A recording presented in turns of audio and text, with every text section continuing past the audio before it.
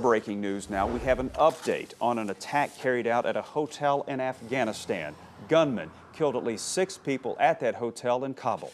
Now to the story of the weekend, the government shutdown. Tomorrow, senators could vote on a Republican plan to reopen the federal government. A vote is on track to happen early tomorrow, but Democrats say they have votes to block it. Catherine, the hearing was brief, lasting maybe a couple of minutes, taking place inside the Onslow County Courthouse. He heard the new charge against him, first-degree murder. As you noted, he's been in jail since December 2nd on other charges related to her death. Gerald, the superintendent says the district has 5 days built into the year to absorb these weather closures. In fact, Monday, a makeup day, is set for this coming Monday, which had been a teacher workday. We all woke up this morning expecting a 2-hour delay, but just after 6 a.m., the call came. No school. Spend any time out here where lunch traffic is the rural mail carrier, and the nearest neighbors across rolling pastures, and you can't help but wonder, you're going to leave this, all of this? Yeah, I know. Look at it. I know. It's so peaceful up here. How could you leave the pretty red barn, the pond, the bed of garlic, the field of lavender, the solitude? Why did it come to this? Age. Norma Burns, a widow, lives alone here at Bluebird Hill Farm. Giving it TLC is just too much. Everybody says it's so serene. And it is when you sit on the front porch at the end of the day, but not in between, not when you're working. So this former architect is giving away the farm to the winner of an essay contest. All of it. Everything. This is what, 13 acres? How many acres? Almost 13 acres, 12.68. 200 words, a $300 entry fee. She hopes to use the fees to pay off the mortgage on the $450,000 farm. The theme, why you want to own a small organic farm. The rules, it's for a couple with one person between 25 and 50. Really wanted to do something for young people who deserve to have a place. She doesn't have to do this essay contest. She could simply list the farm and get a buyer the usual way. But to her, this is not just real estate. It's a real asset that demands real commitment. It takes so much to grow things.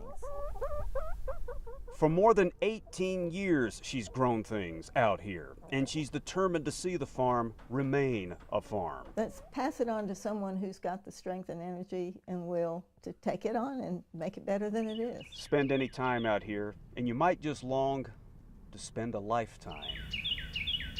Bryan Mims, WRAL News, Chatham County.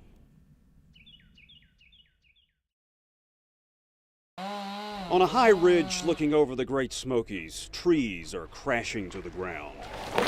Darkened deadwood, felled by a guy named Junior who goes sleeveless in the frosty air. Tough guy.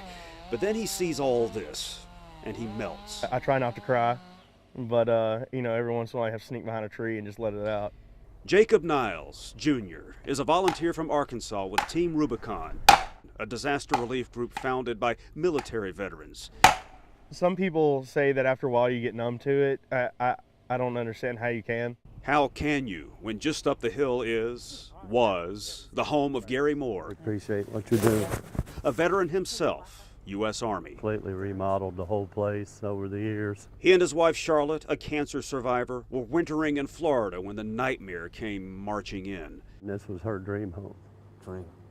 And that's why we made it the way it was. And, like I said, this was where she wanted to be and where she wanted to die. So it means a lot. The thing about fire, it's so thorough in its destructive power that people could salvage precious little. But on occasion, they do find treasure buried in the ruins. For Gary Moore, it was his Army dog tags, the old candy machine from his childhood, gone. Stuff in there that I can't replace. You know, you can't replace that stuff. But he will rebuild just as Gatlinburg will rebound. Look at downtown. Busy sidewalks, people passing, yes, a feeling of Christmas. It's actually one of the busiest times of the year. Between Christmas and New Year's really is just as busy here as it is during the 4th of July. I'm gonna grab that ladder. We found Chad Netherland and other city employees decorating Gatlinburg's Christmas tree. There really is the volunteer state, I can tell you that, because they had volunteers from all over the country that came here to help out. Volunteers who toppled dead trees up on the ridge, while in downtown, a bright, shiny tree rises. Bryan Mims, WRAL News, Gatlinburg. You know, you can view the world from the Vatican. To walk through St. Peter's Square is to hear a medley of languages and accents. You can see how beautiful and how small the world really is.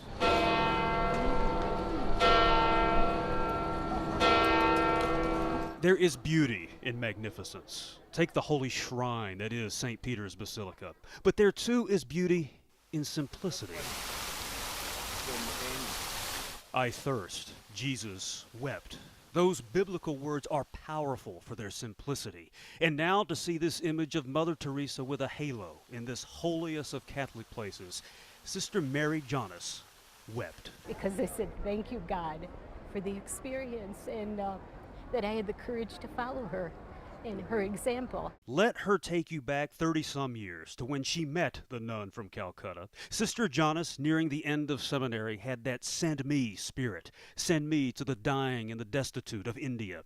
But Mother Teresa just looked into her eyes. And she said to me, no, I want you to go back to your neighborhood, find the poor, and find your own Calcutta. Mother, how do I do that? And she said, you look at the people, look into their eyes and find Jesus, and those will be the poor. She found her own Calcutta on the streets of East Buffalo, New York, and she founded the Response to Love Center, feeding the poor, answering when they say, I thirst. For the inspiration she was in my life, and to just say thank you for opening the door, because I was fearful. I didn't know what it was to be poor. So many of us don't. We can thank Mother Teresa for showing us how most of the world lives. In need. Hers was a simple command: love and serve the needy with abandon. No easy task. And people need to see that there are saints among us, and she was a saint among us. We met a priest, Father John Dolan of Virginia, and when I asked him why Mother Teresa had such a hold on him, he said, quote, because she had such a simple way of doing things. On the baseball diamond, there is no red carpet. This is where you slide in dirt and wipe sweat from your brow and play ball. But sometimes that sweat and love of the game call you to the red carpet. Center field.